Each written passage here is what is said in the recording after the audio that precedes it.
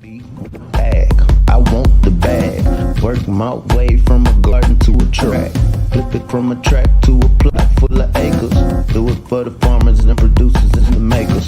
What we even here for? Occasionally I ask it. I know it's more than struggling, anticipating the casket. Reap what we sow, I'm trying to fill up my basket. Life's a plantation, I self-law and master.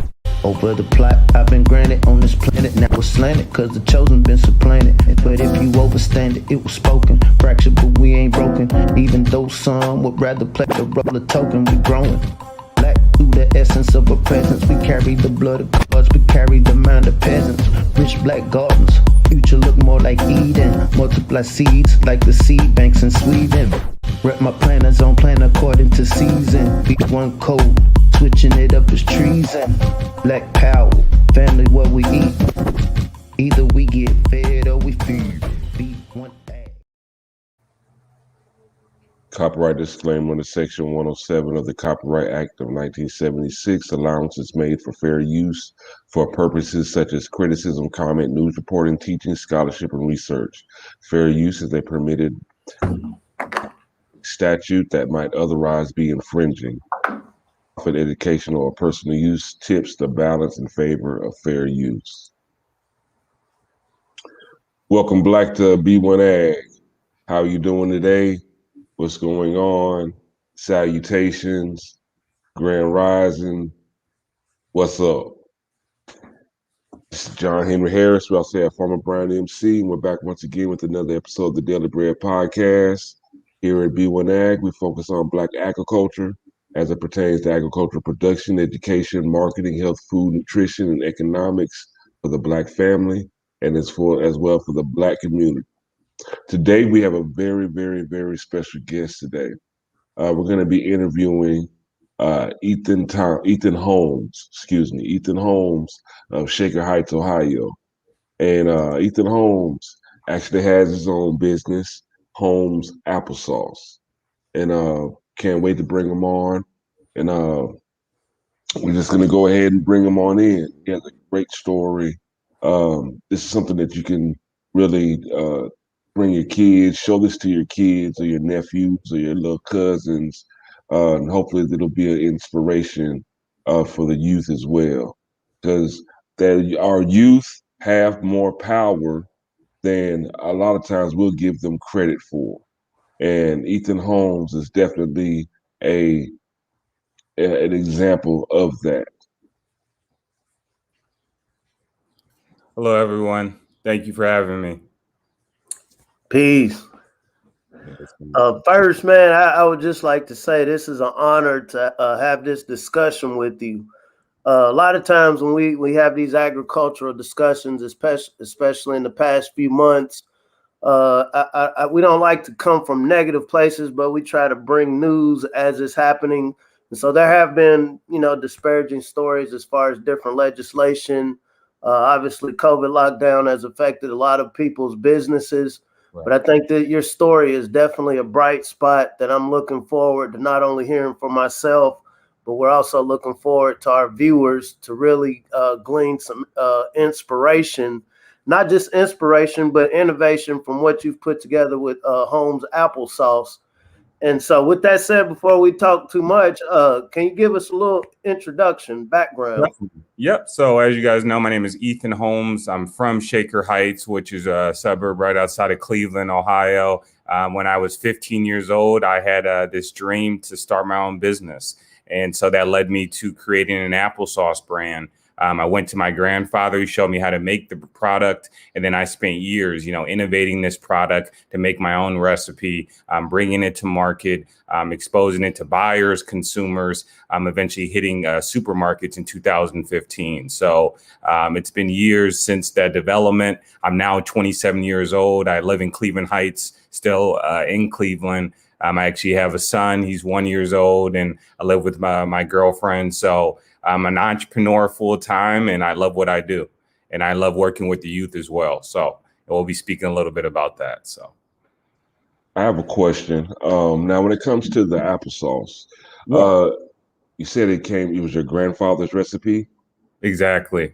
Did someone in the family have the recipe or before him, or is it something that was it something that was passed down further than your grandfather? So it actually wasn't, passed down. It wasn't a special recipe. It was just simply, hey, grandpa, you're retired. You live with us. Yeah, I think he was like in his 70s at that time. And I said, hey, can you show me how to make applesauce? I want to make a product and bring it to market. I think applesauce is a product that's random, but everybody eats it, whether you're, a young child or you're elderly. There's a wide gap there. And so he just showed me how to make it. Well, this is my recipe, Ethan. And I was like, Grandpa, this is cool, but it's a little too homemade. I want to make it good for everybody. And so that's where I spent a year to year and a half really just innovating it, making my own. And I was able to come up with golden delicious apples, which are really great for baking or creating sauce. We use a Bartlett pear, which is sweet, and then we cook everything and boil it in apple cider, which adds a lot of that flavor. So those are 3 ingredients, all grown, right in the earth. Nothing's artificial. So I think it's great you bring that up. When I think personally about my family, so we're from the deep South in Louisiana. My grandfather, he was a chef. He was a World War II cook. And he has this great barbecue sauce. And there's only about 2 people in the family that know. And I mean, he literally made a career working for somebody else, unfortunately, with his barbecue sauce. But for some odd reason, within our family, I have about 7 aunties and then an uncle. We've never been able to coalesce, or I'll say I am going to throw shade on them. They've never been able to coalesce and really understand the value of taking something at what seems to be a simple recipe. Pretty much anything we see in a store, a grocery store, it consists of a recipe that somebody got together and said, hey, we're going to package this. We're going to figure out a way to mass market this. We're going to figure out somewhere to source this and make this available for the public. I actually had your applesauce before I met you. And so one of our friends, Hashim Crawley, peace to the brother, had introduced your product. He had come down to Lexington, Kentucky to do some samples at the Black Market facility. And at that particular weekend, I was doing a presentation at a garden. And I just remember how the kids there, I just knew a little bit about your story that you were 15 when you started the business. And so I was more so coming from an educational standpoint of, hey, this person was 15 when they started this. And it was beyond their mind. And so saying that to say there's a huge age, there's like this age barrier within the community, and then the broader community of not being able to necessarily take these skills and experiences of the older generations and applying, younger, if you want to say the word hip, innovations to creating products. How are you able to navigate that? Really, I think a lot of it was just experience. So just going through experiences as a young entrepreneur, I was able to actually get launched on the market through business competition. So I was actually finally got in markets. I think I was about 21 years old. So from 15 years old, we developed that recipe to 21 is when I actually entered markets. And a lot of that, again, was just me hustling. Like I remember there's Damon John has been a mentor I've met years ago. He spoke about how his first shirts for FUBU, he actually only had like 3 of them. And he'd have rappers wear them. And then he'd say, hey, great, job in that music video wearing that shirt. I need that shirt back now. And so I did that a little bit with the applesauce. I only had like 20, 30 jars. So anybody I could get it to just so they could try it. I'd even sometimes be like, let me get half that jar back, or I let them keep it and just try to spread the word out. It wasn't about making profits. It was just about getting, on the market, exposing the product to grocery store buyers and saying, hey, what can I tweak on this to actually get this product on your shelf? And I was able to see over the years, once I actually finally hit 21 and got that experience, that, it was an easy process, that everything I learned through those years of failing and kind of being told no, kind of got me in the game. And so that's kind of how I was able to get through that gap. And then just being in the room with a lot of adults, people in suits, learning the culture, how to, be able to manage yourself in a room and be able to stand your ground and negotiate. So, yeah, those are just some of the things I think learned and experienced. Now, when you first came to your grandfather and was like, I want to, uh, how do you make the applesauce? Mhm. Initially come to him for that recipe specifically to go to develop a brand to bring to market, or was it just about the applesauce? It was just about the applesauce, I think. And I was just a young child, 15. And I actually didn't mention, but before I did applesauce, my first idea was a chocolate bar, and I called it Nom Nom bars. And yeah, exactly. Kind of like Cookie Monster, Nom Nom Nom. And I read a book called Reallionaire, and I recommend this to anybody, any viewers or for your, child. And it's called Reallionaire, like millionaire, but spelled real in the beginning. And it's told by this guy named Farrah Gray. And Farrah Gray made $1 million at the age of 14 years old. He's from Chicago, and he's just a natural hustler, created his own business, sold it at 14, made millions of dollars. And when I read that book, I was like, dang, I can be a millionaire too. I can do this. And so that's where I developed this idea to, go on this journey of making my own product and bringing it to market. I just didn't realize how hard it was actually going to be. How many steps, how many regulations, the cost. But again, it's always been the same. I'm 27 now. That it's, I got to get this thing out there. I got to make this brand, sustainable. So. And so we're in a microwave culture. A lot of times we see things on TV. Oh, this person looks successful. I want to be successful as them tomorrow. This person just told me an idea. I'm gonna be like them tomorrow. Right. 15.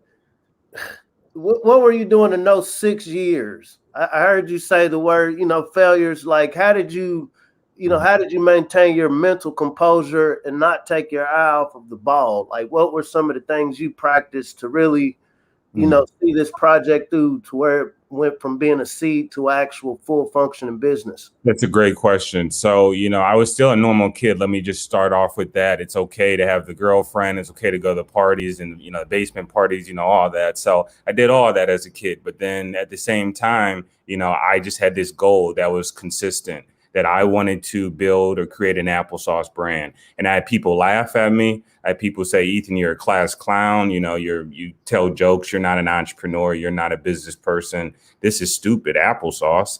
But I just stayed consistent with it. And then what I practiced was I read, articles from Entrepreneur Magazine. I looked at other entrepreneurs, specifically African-American entrepreneurs, and I saw what they did. But then most importantly is I put myself out there. And I think that's the number one skill. I found places like the Launch House, which is a place in Cleveland, which is an accelerator incubator for business owners. You can rent space there, work on your business, and they also help you. I found organizations like the Small Business Development Center, the SBA, the Small Business Administration. And I just said, hey, my name's Ethan. I'm 17 years old. I make applesauce. Here's a few jars. Here's a business plan that I'm working on. What can you help me with? And from there, I found, grants, loans, investment. And again, it was just putting myself out there each year, trying to get further. And I think that's it, staying consistent, so. Now, as far as being a young entrepreneur, did you have anyone in your family that you looked up to that said, you know what, I want my own business too? Or was it just it was just that book, Reallionaire, that really just sparked your entrepreneurial spirit? Nobody in my direct family or intermediate family actually had ever started or ran a business. My father works in social work. My mother is in education. And so I definitely had like supportive parents. But even at times, I'll admit, my mom, I remember she ripped up my business plan at one point when I was 16 because we got in an argument. She's like, you're always doing this. You're not working enough on your school. And then she ripped it up. And I always remember that. I bring it up sometimes, but the point is that was motivation for me. And we have a great relationship to this day, me and my mom, just because, again, they didn't hold my hand. They didn't say, hey, Ethan, this is how you start a business. They didn't even have money to give me most of the time. But when they did, and they drove me places. So again, I think that's important. It's having a support system. But in my case, I just had to, I think if you have a child who wants to start a business, they have to want to start a business. And you have to be able to maybe show them why they, want to have ownership, why they should invest in the community. Yeah. So.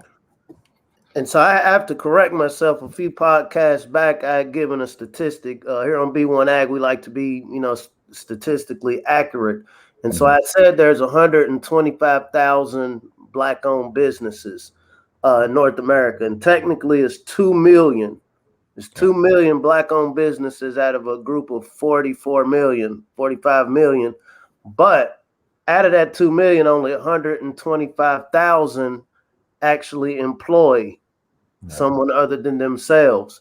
And so I know at Holmes Applesauce, you've actually employed people. And I was fortunate to see some of your operation when I came up to Cleveland. So could you tell me a little bit about that? Like, we throw this word boss around a lot. Right. I'm a boss. I'm a boss. And you'd be like, now whose pocket are you putting some bread into? Exactly. Mine. So, right. Tell us a little bit about that.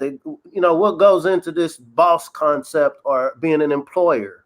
Definitely, great question. And so first I'll start off, there are 5 to 8 seeds in an apple. And so if you look at an apple, you can pretty much say, hey, these seeds can grow into an orchard waiting to flourish. And I believe the same goes for people. Inside all of us are seeds that can grow into something extraordinary. But really we need somebody or an organization to invest in us in many cases. And so we started a program called the Holmes Entrepreneurial Initiative in 2015. And it wasn't purposeful. It was really just started off as a group of students coming into our kitchen, getting paid a stipend through a community organization to help make applesauce. And they would come in for maybe like 6-hour shifts on a Saturday and Sunday and then leave. And then eventually it became, hey, I want to come back. I want to work again. I want to work in this culinary arts, food production space, agriculture. And then it started off as 3 students that became 5, that became 10. And over the years, we've worked with almost 1,000+ students in our kitchen program, as well as presenting through workshops. We also place students in grocery stores where they get paid stipends monthly just to go into a store like Whole Foods, sell the product at a table, and really practice communication and confidence building skills. So those are some of the things that we've done. And again, we've been able to employ about 20 to 30 students on our payroll just through these programs. And we're looking to create more jobs in the future. We also have a headquarters in Cleveland where we do make the applesauce. And we have a few people on staff. So you've been able to not only develop a business, become an entrepreneur, but still have found a way to weave in community outreach and engagement into to where it's a part of your business plan. Exactly. And one of the things that we're most proud of was 2018. We actually hosted a graduation at a place called the Cleveland Foundation. And it was about 15 kids. They had their parents, they had certificates. So that was really a great opportunity for those students to be able to, feel proud and walk away with a gift basket, with a gift card that they could use towards investing in their own business ideas. So again, it doesn't take much to actually give back. You just have to be able to do it or want to do it. And so we've been able to carve that out in our model. Appreciate that. You said the magic A word, agriculture. Right, exactly. And so looking at you, you don't look like the farmer out on the field with the straw hat, chewing on a corn cob, right. Plows and cows. And first I'll say, do you see yourself as a part of the agricultural community? Absolutely. When we first started, it was actually 2015 is when we entered the market. But by late 2016, we actually started outsourcing our production to a group of Mennonites in Southern Ohio. And so I drove about 4 hours from Cleveland to this group of Mennonites. And they're like, who is this Black guy? I've never seen this, an African-American that makes applesauce. And I actually had to show them how to make the product. And then from there, they started producing it for us. And they would get the apples from Southern Ohio. It'd be a group of 6 of them, peeling them by hand, cooking them in these, 200-gallon kettles and producing thousands of jars of applesauce for us. And so over the years, I've been able to work with more orchards, more agricultural communities, some urban gardens, but then majority are just, large family orchards. We work with orchards like Bauman's, which is a large one here in Northeast Ohio, Corey Hill Orchards. We also work with Huffman Farm and more. So primarily Ohio, but then at times we do work with upstate New York and PA. So I am curious, because here at B1AG, so there was an article came out yesterday actually that the livestock industry is about to take a huge hit. Right now, as far as what we call African American farmers, the majority that are making profit on their operations are through livestock. We see with climate change, other legislation going on, there are going to be some drastic changes in overall agriculture. Now, not to be too scientific, it takes trees to create apples, right? Right. To grow trees, you have to have land. It is kind of labor intensive because you have to have somebody to plant the trees. Obviously, you have to have somebody to take care of the trees, make sure you don't have insects eating them up, make sure they're being watered for them to grow and then harvest. I guess trying to keep it as simple as possible for somebody that might be sitting on about 50 acres in their family. Kind of like the dynamic I told you, okay, I got people in my family that have means but aren't able to sit down together around a solid plan. Right. But you have land. What are some of the things, like say with some of the farms that you've worked with, that somebody could implement on say 50 acres, 25 acres, that could be able to supplement a company like Holmes Applesauce or another young entrepreneur that catches this Ethan virus of entrepreneurship? So what are the inputs that will go on a farm? Definitely. What I would say is first, you want to kind of consult with your local Department of Agriculture. They really can always educate you on the steps of being able to launch any specific food product in any food industry or category. And so that would be my first step. But really looking at the inputs, the food space, there's endless possibilities. I have a friend that does oat-based ice cream. I've seen recently people doing a lot of things with mangoes and elderberries. So I think really just looking at what key ingredients or things you can grow, specifically in today's climate post-COVID. But yeah, there's a lot of opportunities there. So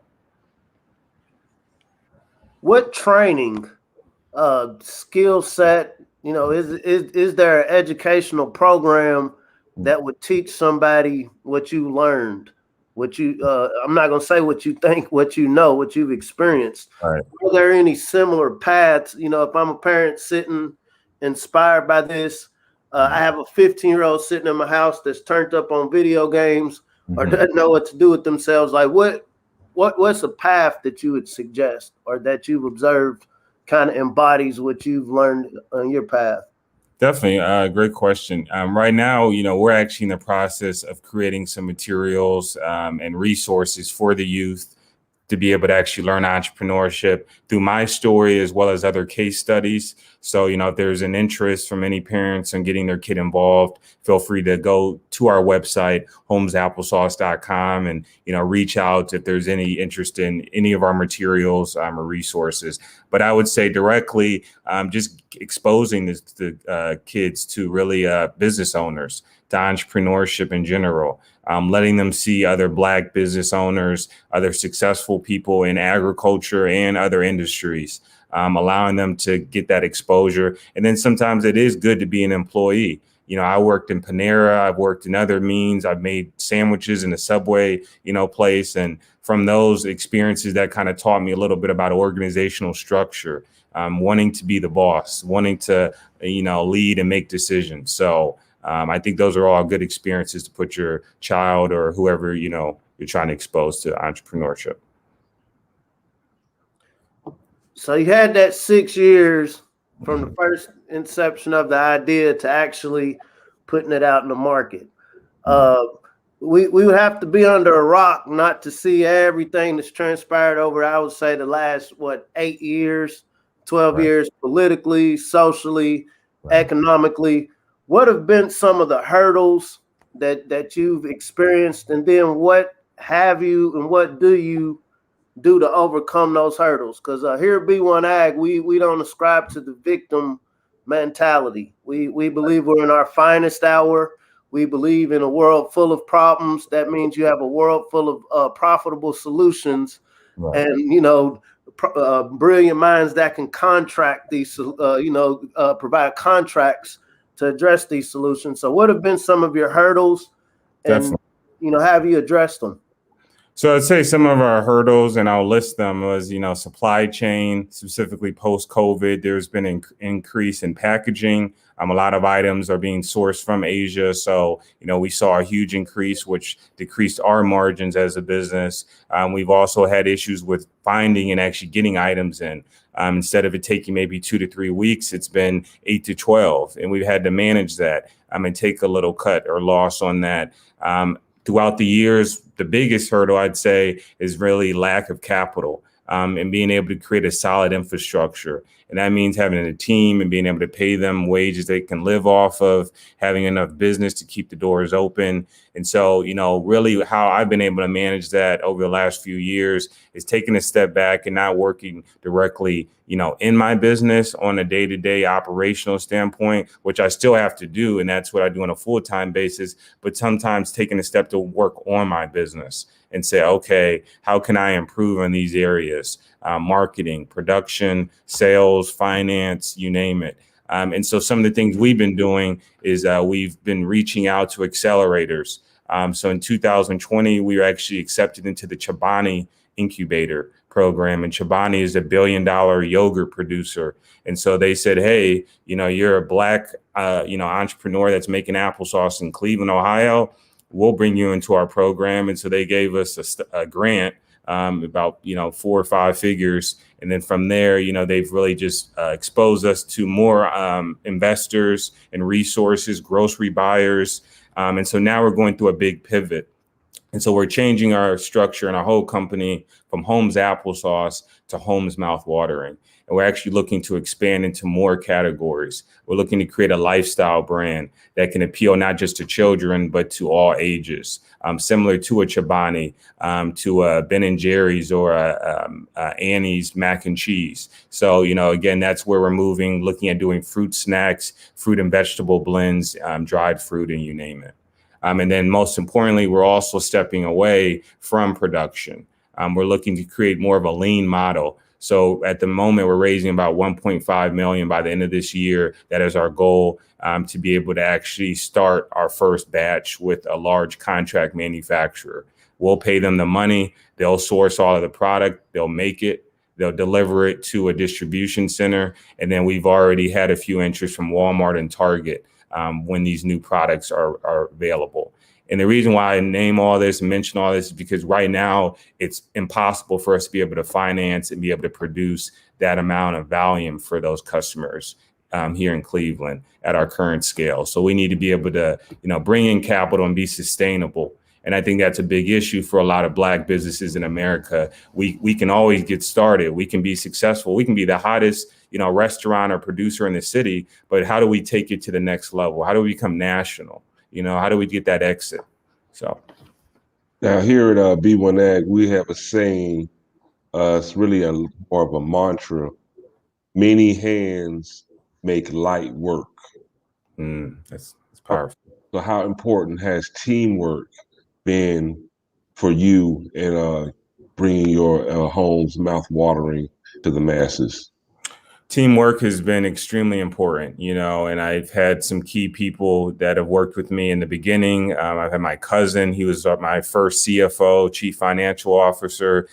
Friends from college were actually the first people to come into the kitchen with me when I had no money to pay people. And I'd even give them beer, and gas money just to, help me make this applesauce for 5-6 hours. And then from there, it just became, hey, I'll pay you $20, $30 an hour or $15 an hour to help make it. But again, teamwork has been a huge part. Now I work with people like Hashim, who's been a great person to just help with sales and organization structure. So definitely. So one of the you brought it up with your business, but with the agricultural production specifically, getting financed has been a huge issue. And actually, statistically, only 31% of Black businesses get, financed. I know for large scale agricultural operations to function, and I think in North America, of the 3.5 million farmers, the majority gets like 40% of their operation is subsidized through the government. I don't know if the government or the US, I don't know if there's a similar agency such as the USDA is to agriculture within your sphere. But saying that to say, one of the big pieces of legislation that was pushed this year was the Farmers of Color and my Small Farms Act. It's recently been stalled. The concept of that was there were decades of farmers of color, Black farmers, however you would classify that, not getting the same loans, not getting the same funding. As a result, a lot of them lost their land. A lot of them weren't able to, perform operations that they were more than capable of. They had more than enough land, more than enough of a business plan. And so saying that to say, when you hear stories like that, how does that make you feel as a business, knowing the odds that are affecting, the general Black population? Does that motivate you? Like, how does that make you feel inside when you realize like what you've attained at such a young age within this business world? I definitely feel inspired and motivated, but it motivates me to want to, help, my brothers and sisters, to help the next generation out even more. And so I think that, success is great, but it's nothing unless you can share with others. And I've also learned that through working with people like Denise Woodard, who is the founder, CEO of a company called Partake Foods. And if you guys look at Partake Foods, it's allergy-free cookies. And several years ago, she raised $1 million from Jay-Z. And then just in the last few years, or last year, actually, she raised over $5 million with Rihanna and several other key people. And so, she's taught me a lot, been a mentor. And the reason why I mention that is just because it's good to give back and help the next person, get into that room, get into those meetings. So I want to drive back around real quick because we don't hold up too much of your time. Early on, you brought up the importance of communicating, being able to articulate exactly, this is what I'm doing. I have applesauce, knowing exactly what you want. Because, we're of the mindset, okay, you can argue. Like with my children, you say you got a 1-year-old, I got 2 2-year-olds. Okay, so and we know speak baby, right?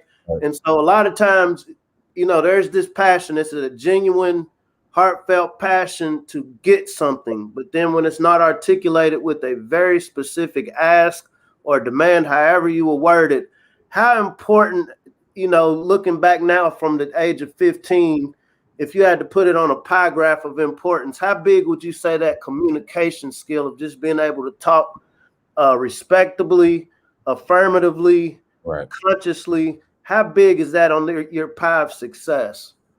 I would say it's probably about 120%, on this pie chart of success. I think, a lot of that's been practiced, but when I first started, I had to do a lot of pitch videos, and I would actually just pull up my, laptop, look into the webcam and just say, hi, my name is Ethan Holmes. I'm from Cleveland, Ohio, and I'm the founder and CEO of Holmes Mouthwater and Applesauce. And I look right at the camera, have the jar there, and I just do that, maybe 5, 6 takes, take me 2-3 hours.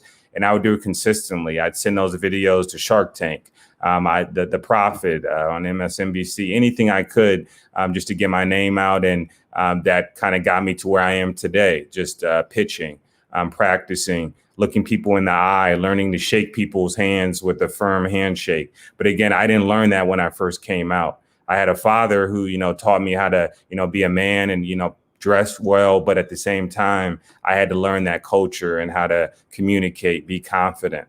And I'm still working on that. I don't have it all figured out.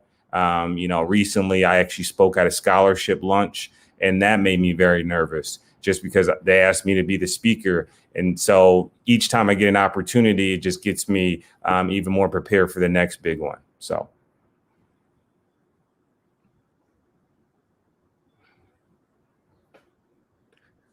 Hearing your story, it's hard to make excuses. It's hard to make excuses.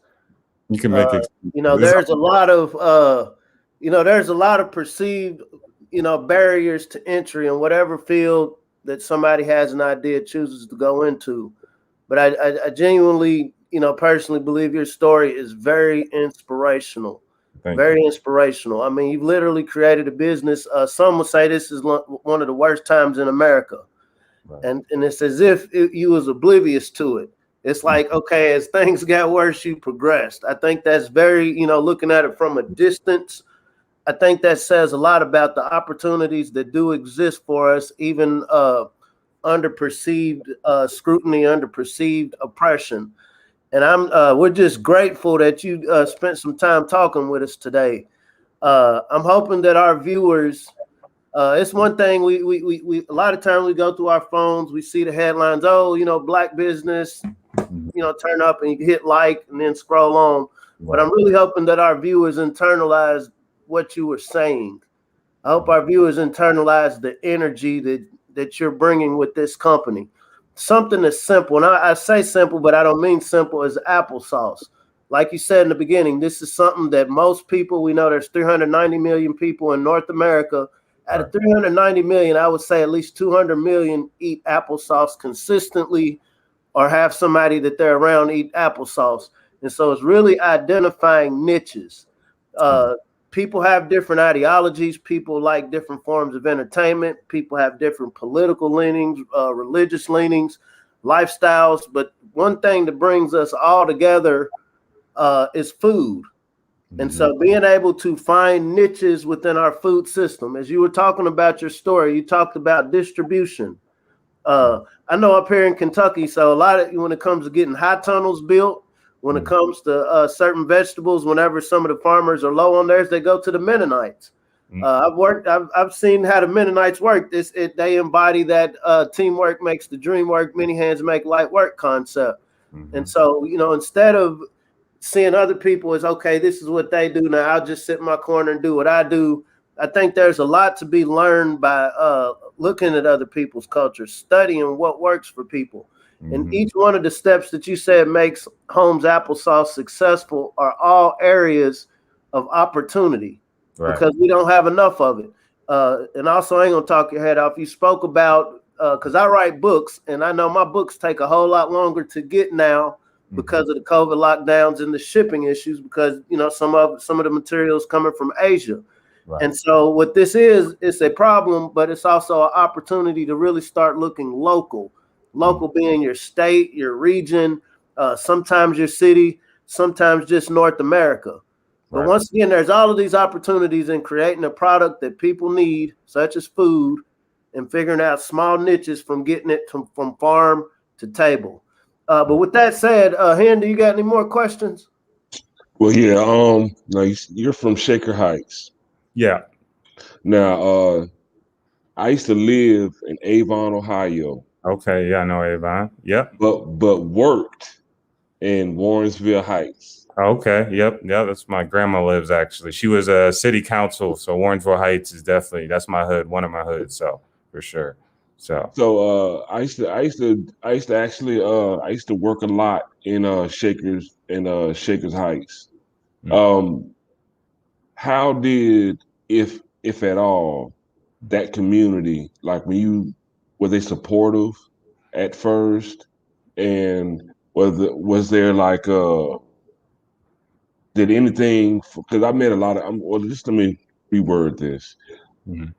There's some great people, a lot of heritage, a lot of pride of people that live right there in Shakers Heights. And I was wondering if you did draw from any kind of inspiration from them, and also when you did bring out Holmes Applesauce, Holmes Mouthwatering, were they receptive and supportive? Yeah, that's a great question. Yeah, Shaker Heights specifically, Warrensville Heights, all the surrounding communities of Cleveland, they're very supportive. And I think that's what led us to the success we have. I actually, here's a small lesson for, anybody watching is I made a list of any PR journalists or media outlets in Cleveland, Warrensville Heights, Shaker, you name it, and just kind of reached out to them. My name's Ethan. I make applesauce. Let me tell you my story. Fox 8 News, Cleveland Plain Dealer. Those are some of the publications that picked it up. And I remember Sunday getting that newspaper and seeing local entrepreneur makes applesauce and gets his product in Heinen's grocery store, which had 23 locations throughout Northeast Ohio. That, was huge. We sold out instantly. And a lot of that came from Shaker Heights Heinen's, Warrensville Heights, then eventually other grocery stores started to pick up the product. So again, community, I think, has been at the forefront. And this year, one of our largest customers has actually been the Columbus, Ohio Zoo. And I'm going to say that again, the Columbus, Ohio Zoo. And that's huge for me because that's a zoo that's, known nationally. But again, it's Ohio Zoo. And they're saying, hey, we want to buy applesauce, not from Mott's, not from the guy in Wyoming, but from that Black producer in Cleveland, just like you mentioned, Trevor. So, that's, again, very important. So. And that's dope, man. Definitely. It Appreciate it. Thank you, John. Thank you guys for the opportunity. All right. Before we get out of here, I know you got some work to do. Drop some gems. What are some words of advice you would give?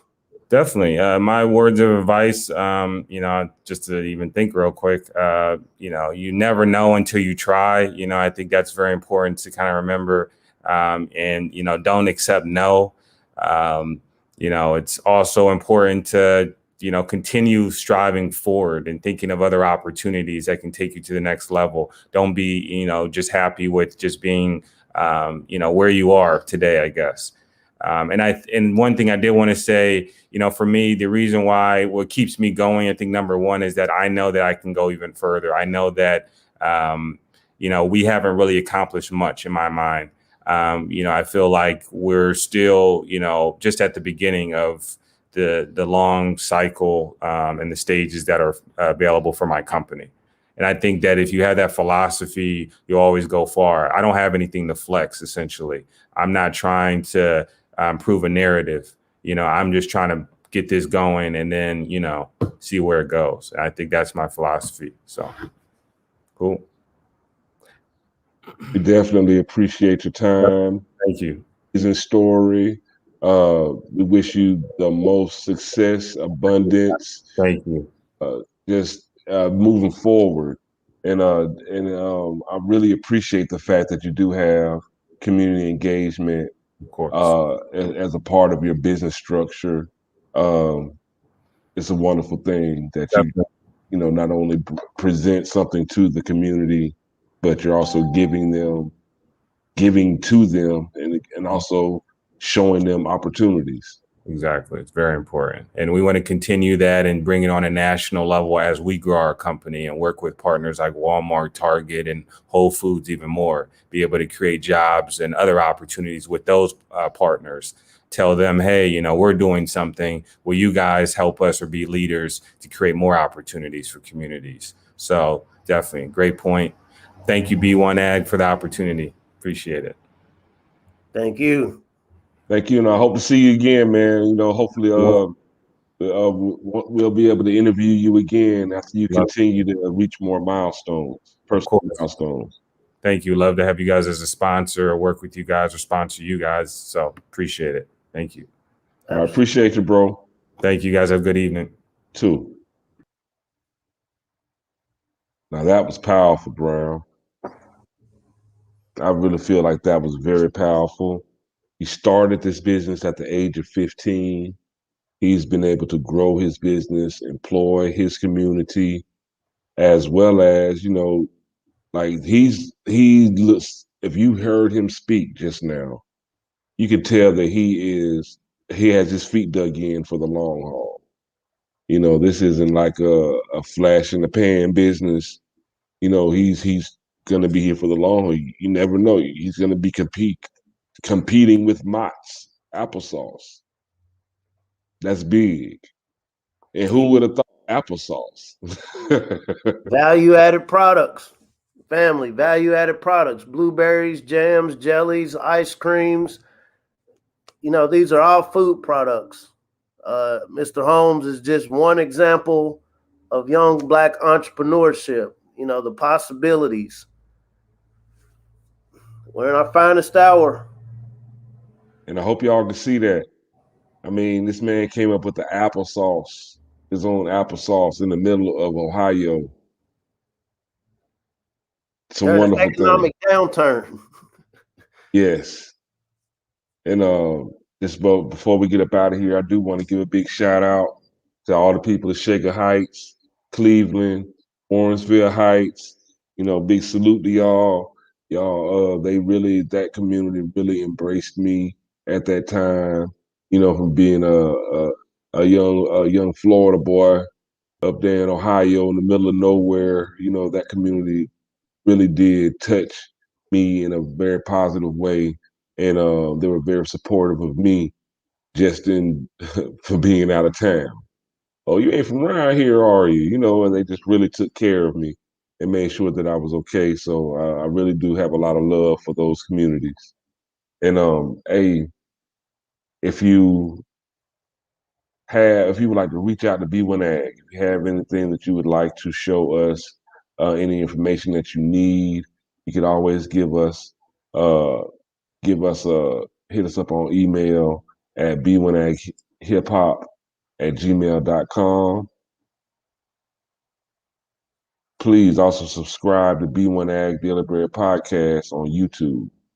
Go ahead and type that in the search bar, the B1AG Daily Bread Podcast, subscribe, and so we can make sure that we can bring you these agricultural stories, success stories, current events, as well as solutions to some of the problems that we're facing day to day. A lot of these solutions are agricultural based. The agriculture, it permeates every facet, every industry, every point of our daily life. But at the end of the day, we all have to eat. If we don't eat, there will be defeat. We don't want to succumb to hunger. We want to have abundance. We don't. There are a lot of people that are food insecure. We want there to be food security and abundance of food. Abundance. I'm gonna say it again: abundance, abundance, abundance. Um, Brian, do you have any last words before we get up out of here? I hope the family looks at everything on the grocery shelf that they eat, a value-added product, and think about this discussion today. Is this feasible? Do I know somebody, do I have access to somebody that grows the agricultural product that can produce this pie, that can produce this yogurt, this bread, applesauce? And also, please, if you would like to give Black to the Garden with B1AG, go to healthyblackfood.com and sign up for how to grow your own food. It's very engaging. It's entertaining, very informative, and we break it down for you how to start growing your own food in a way that you would definitely be able to manage and take this and take the information. It's made by us for us. So it's a great class. Go to healthyblackfood.com and you can sign up. Now, Brown, learned a lot from Ethan Holmes today. I know I feel inspired. Food is very important in my family as well. My grandfather being a farmer, and, he's the one that instilled the bossness of me on the barbecue grill that actually comes from my grandfather. So, you know, like I said, it just makes me feel good. I hope that everyone who seen this interview, they feel good and can look at some of their own family traditions, some of their own family recipes. Some things that our ancestors passed down to us through us, uh, because a lot of this food really was and is an expression of love. And you never know, that may be a source for a business for you as well. But if you really, really, really, really want to know something, what do the people need to do, Farmer Brown? If you really want to know something, learn how to grow something. There it is. I'd like to thank you for sitting for another episode of B1AG. I hope you were entertained. I hope you were informed. I hope you were inspired. Go outside today. It's Thursday. You know, I hope that you see the abundance chasing you down. You know, I hope you see love raining down on your head. I hope that you just see nothing but happiness and joy, you know, throughout your day to day. You know, let's grow some of that in today's earth and see how better uh, life can be. Y'all have a great day, be prosperous, and I'll see you once again, another episode of B1AG Daily Bread Podcast.